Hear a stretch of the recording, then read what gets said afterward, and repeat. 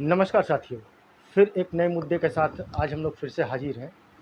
एक नया मुद्दा इस समय पूरे देश में सुर्खियों में है और एनसीईआरटी की किताबों से बाबरी शब्द को ही हटा दिया गया है, जिसको लेकर इस समय पूरे देश में एक चर्चा का विषय बना हुआ है। और ऐसा करने की तैयारी जो है बीजेपी की सरकार ने 2014 के बाद से ही कर लिया था, जिसको लेकर के वाराणसी के अंदर नई शिक्षा नीति को लेकर के जो है तमाम आयोजन किए गए। करीब 1 सप्ताह तक जो कार्यक्रम चला, उसमें कुछ कार्यक्रम बीएचयू में हुए, कुछ रुद्राक्ष कन्वेंशन सेंटर में हुए, जिसमें जो है पूरे भारतवर्ष से जो है शिक्षाविद जो है काशी के अंदर इकट्ठा हुए थे और तमाम जो है नई शिक्षा नीति को लेकर के जो है चर्चाएँ हुई थी। और इस चर्चा का शायद ये परिणाम जो है कि एनसीईआरटी के पॉलिटिकल साइंस 12th की बुक से जो है बाबरी जो शब्द है, बाबरी मस्जिद जो शब्द था, उसको जो है हटा दिया गया है। और ऐसा शायद इसलिए किया गया है क्योंकि सरकार चाहती है कि जिस तरीके से 90 के दशक में बाबरी मस्जिद को लेकर के जिस तरीके से देश के अंदर जो है एक हिंसा फैली थी, तो जो आने वाले देश के भविष्य हैं, जो बच्चे हैं, उनको आखिर इस हिंसा के बारे में क्यों बताया जाए। साथ में बहुत सी चीज़ें परिवर्तित की गई हैं। कुछ सिलसिलेवार तौर पे आपसे उसके बारे में चर्चा करेंगे और आपको बताएँगे कि आखिर कौन-कौन सी चीज़ें उसमें बदली गई हैं। जो चैप्टर 4 पन्नों का था, उस चैप्टर को 2 पन्नों का कर दिया गया।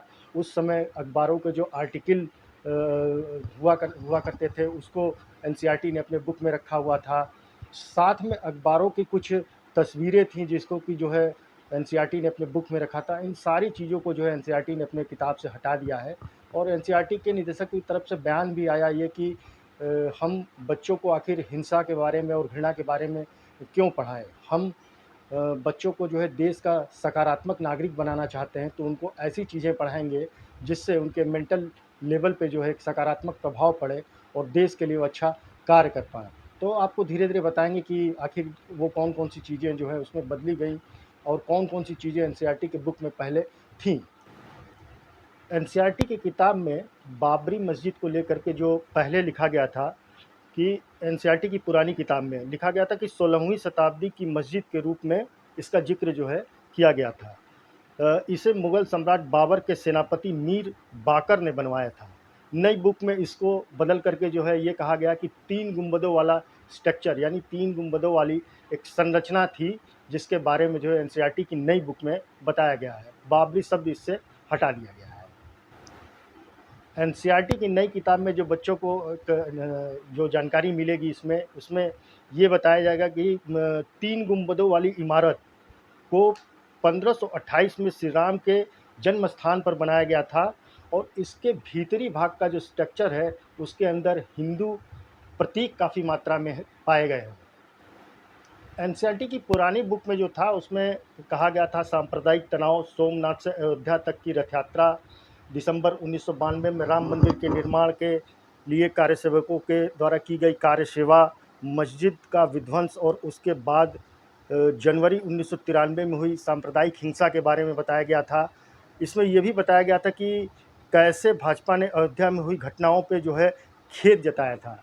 इन सारे विषयों को एनसीईआरटी ने अपनी किताब से हटा दिया है और काफ़ी नई चीज़ों को उसमें ऐड ऑन किया है और उसमें ऐड ऑन करने का सिर्फ एक ही मकसद है कि आखिर हिंसा और घृणा को बच्चों को क्यों पढ़ाया जाए। अगर बच्चों को हिंसा और घृणा पढ़ाया जाएगा और इसके बारे में जानकारियाँ दी जाएंगी, तो उनके मेंटल लेवल पे एक असर पड़ता है, जिससे देश की दशा और दिशा दोनों इफ़ेक्टेड हो सकती है।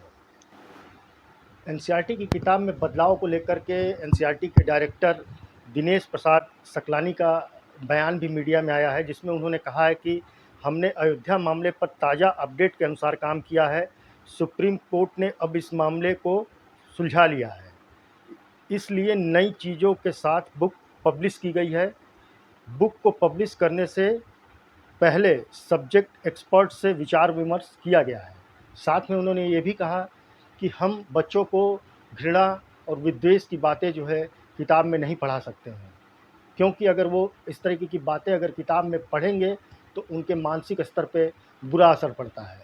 शायद इन्हीं सब बातों को लेकर के जो है बाबरी विध्वंस की जो बातें थी, उसको बिल्कुल एनसीईआरटी ने अपनी किताबों से हटा दिया है और हटा करके 3 गुंबदों वाला संरचना के रूप में उसके बारे में ज़िक्र किया गया है। तो ये था आज देश के अंदर नए मुद्दे पे जिस पे चर्चा हो रही है, उस पे हम लोगों ने एक छोटी-सी चर्चा की।